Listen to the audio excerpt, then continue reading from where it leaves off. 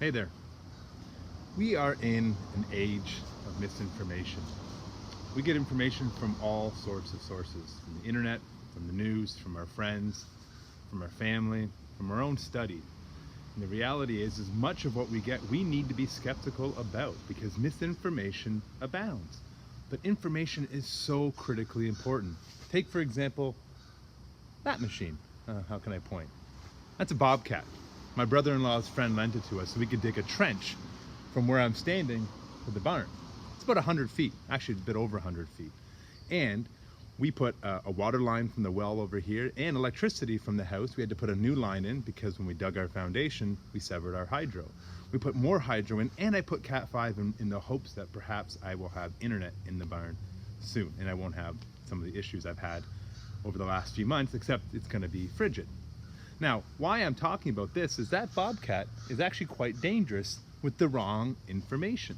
You see, when I built the addition with my partner, we had to do a thing called a locate. A locate's when you call a company and you ask them to arrange for all of the utilities in the area to come in and tell you whether or not you're at risk of hitting them.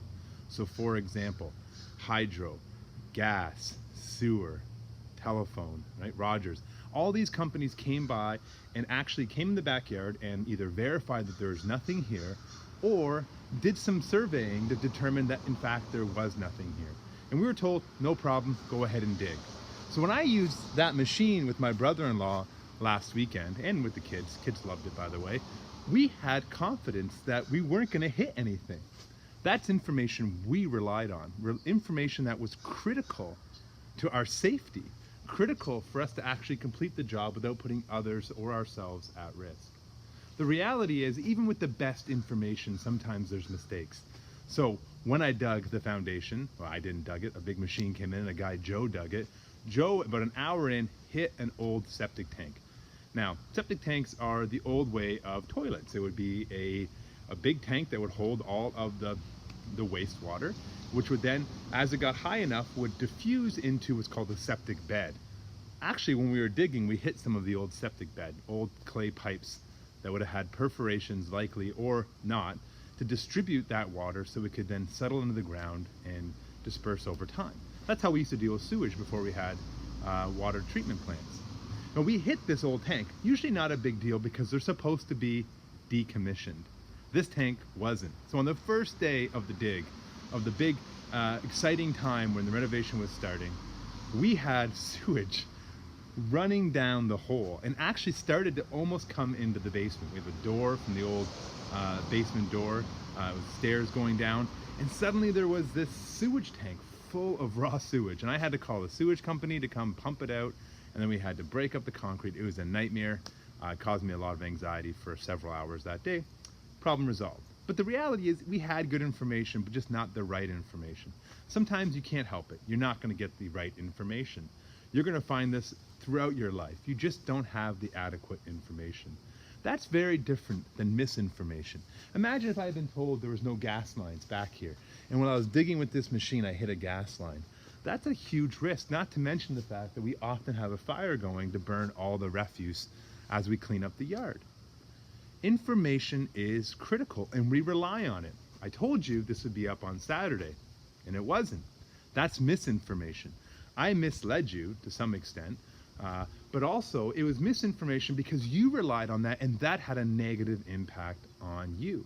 So what do we do when there's misinformation? You can complain about me, give me a poor review, you can email me, tell me that you don't think it's fair, you may never like me, you may speak bad about me, it might hurt my reputation as an instructor. But misinformation can be deadly. And the information that currently is being spread about COVID could result in real harm.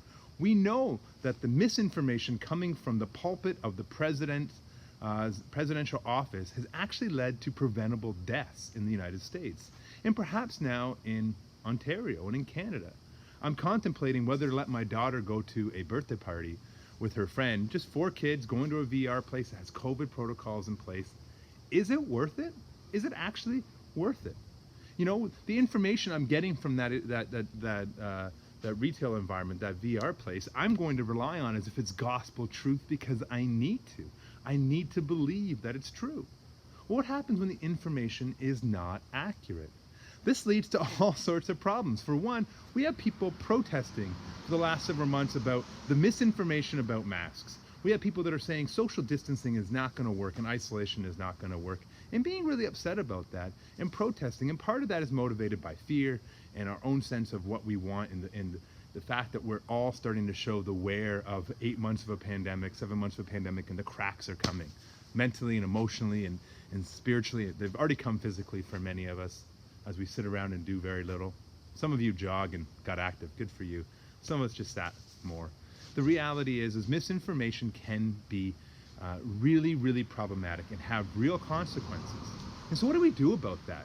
How do we stop misinformation? My former graduate supervisor and one of my mentors, Timothy Caulfield, has talked about this for years. The misinformation that comes from celebrities, that comes from companies, that comes out of endorsements, junk science or garbage science. And he really has this idea of science, let's go science. And I agree, but at the same time, science can also perpetuate misinformation. Sometimes that misinformation is fraudulent, like Andrew Wakefield in The Lancet with the MMR vaccine causing autism. But sometimes that misinformation is just misguided. Sometimes it's just someone has uncertainty. The article I posted for you this week about trust in science had an addendum put on that, look, we messed up. Now, is that the same kind of misinformation as people that have a deceit or a nefarious intent? I struggle with this because I don't know that all the people that are providing misinformation are actually doing that they're actually deliberately setting out to deceive people. I think some people honestly believe what they say. And that is why we need to have good information from the top down. That's why we need governments, public health authorities, public figures, people that have influence to actually provide good information. Part of what made Andrew Wakefield's Lancet publication so powerful was the likes of Jenny McCarthy and others that have promoted it, people that have kept it going. It's not just fringe ideas, it's mainstream. We're going to have to play out yet what the misinformation during COVID's toll will actually be. We don't know. We don't know the full extent yet of what COVID's impact will be, or what it might have been had we had good information. Some of the information that is wrong is just wrong. We just either made mistakes, people didn't have enough information, or the variables changed, and some of it is deceitful. But a lot of it, I think, actually comes from a place of fear and anxiety and disappointment, and it might actually be more innocent. I don't want to just harp on people that are perpetuating misinformation, because there might be more of a reason than we think for individuals. But for institutions, for governments, this is a huger, not a real word, this is a bigger problem, right? This is something we need to talk about. What is the responsibility of the state if it's the reason misinformation has been put forward? In a couple weeks, it's going to be Halloween, and rumors suggest that there's going to be a concerted effort. John Tory was heard on the radio by my partner talking about putting forward a strategic plan for all of Ontario so there wouldn't be miscommunication. Miscommunication is part of misinformation. Sometimes they're sisters. Sometimes it's innocent, sometimes it's nefarious. But what do you do in the face of misinformation? Who's responsible? How do we deal with this? Over the next couple of weeks, we're going to talk about legal and ethical issues around the pandemic. And a lot of it comes down to communication of information and ensuring that we have the right information. I'm going to post some other videos for you to watch about misinformation. But the toll of misinformation can be enormous and devastating. So hopefully we can at least have a conversation better about in society about why some people's information is more convincing to them than others. I've asked you to, for a learning activity this past weekend, talk to people in your life about their trust in science and whether or not they actually trust science. Part of the reason why they don't trust science is science has been all over the place in recommendations, and we also don't educate. We don't have very good scientific literacy. But when you listen to why or why not they may trust in science, pay attention to the reasons, because deeply within them, within their psyche, within their emotional and mental and spiritual thinking, there are ideas, there are things like values that are at play.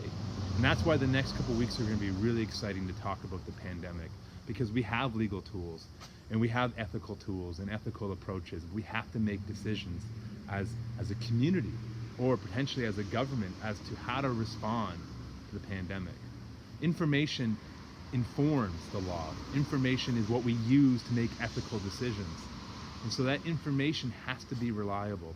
And if we can't rely on it, then what? And what does it mean to not trust science in this day and age? I'm talking to you on an iPad that's currently propped up on the back of Abby's car. Like, so much of this is just science. We trust it and we rely on it all the time. So what the hell is going on that when there's a global pandemic, when people's lives are at stake, suddenly we're all better and we know better? Now, hopefully that's not the case for many of you. You're trained in science. You have been equipped with the tools to critically engage and think about science. So how do we then communicate that to the public, to inform the law, to inform our ethical responses? This is some of the stuff we're going to talk about over the next couple weeks. And for those of you that weren't sure if the barn was real, it was real information.